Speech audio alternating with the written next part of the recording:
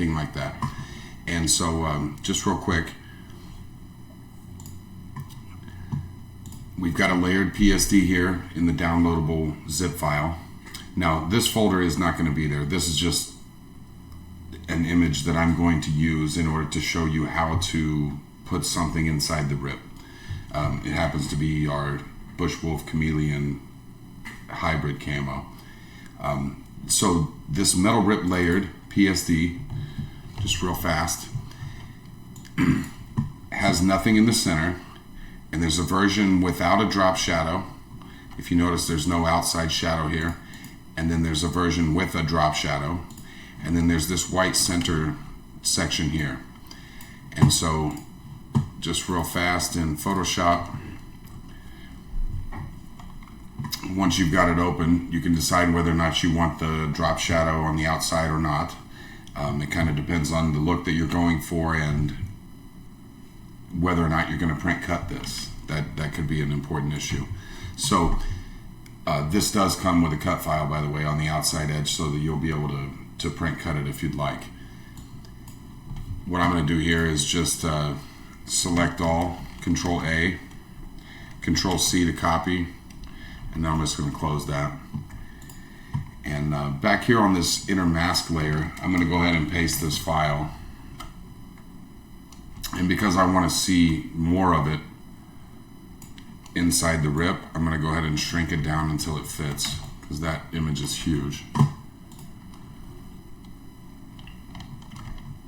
And you can kind of see it's got a hybrid of our Obliteration Buck camouflage and then also our Chameleon camo. It's pretty cool. And so what we're going to do here is just hold Control and click this. You see when I hold Control, I get those marching ants popping up over there in the layer palette. I can just Control click that, or I can select that layer and click Select, Load Selection right here, and it's going to automatically give me that layer as the one that because we're on it. I could choose between other layers, I believe, if multiple were selected. So anyways, once we have that selected, I'm going to move back to the camouflage layer, and then I'm going to click this layer mask button right here. It looks like a little rectangle with a circle in it. And now you've got your graphic with the camouflage inside of it.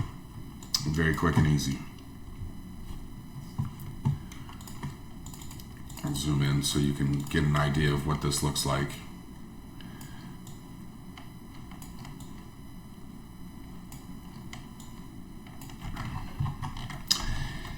Okay, so anyways, now that we're done with the Photoshop, I'll switch over here to Illustrator, and I'll show you how we would do this there.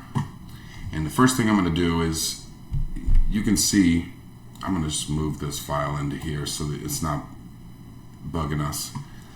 We have a cut contour for the outside. We have an inner vector mask. That's where you're going to use that shape in order to create whatever's inside the rip. And then there's the metal rip itself with and without a shadow.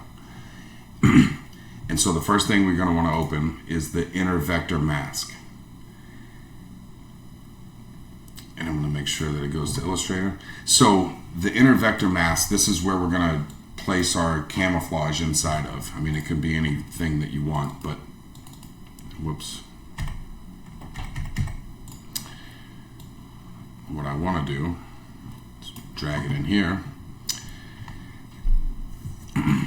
And then we're going to click Embed. This is in Illustrator. Obviously, it'll be a little different from SignLab, CorelDRAW, Flexi, and those type of things, but it's pretty much the same. Hold Shift to keep it proportional. And then again, we're just going to cover the shape with it. And then I'm going to go and send this to the back. Select both of these, and then go to our clipping mask and make a clipping mask. And so now that's one single object, and you can see that we've got the camouflage clipped inside of there. And so the next thing that we need to do is come back over here, and we're going to open up whether or not you want a shadow or not. It doesn't really matter. These are in PNG file format, so it should work in any program and also provide you the transparency that you need. And so I'm going to drop this in here, click embed, and this is asking me about my colored space. I always use Adobe RGB 1998. I would suggest that for anybody who's doing any printing. And so yes, go ahead and convert it is what we're going to do. And then if you notice right here in this area of the image, there's somewhat of an arrow, and we have a registration area on all the different sides of the image, all in one space. And so I don't have to go clear to one side or the other in order to line this up. And because it has a shadow, you might have to use the arrow keys to line it up perfectly. And now that we have this, I'm going to select all of it and then put it into a single group. And now anytime I select anything, we've got all of this. And that's going to be important whenever you try to line up your cut contour. And so that's the next thing we're going to do. And now there's a couple of things that happen here. If I right click this and say open with Illustrator, I can select it, hit edit, copy, and then I can close this and I can paste it right here, and it's perfect. It shows right up as like the perfect cut line, right? Now watch what happens if I do this. If I click open with Illustrator, whoops, what I meant to say is if I open this in Illustrator like this by dropping it in there, do you see how it puts this bounding box on it? If I click embed and I click OK, it's going to do, you can see how I can select it from way down here. It's because there's an actual box that they put around it, and you can tell because right now there's no color here. If I click this one, it's got an obvious color, a solid fill. You can switch it to stroke, whatever. This one has a question mark, and that's because there's one white box and one graphic. And this is something that's important that you should remember. And so what you would have to do in order to make this work, if you dragged and dropped this or an AI file in here, the AI file looks a little different. I'll do it in a second. But what you have to do is ungroup this and then assign it a solid color.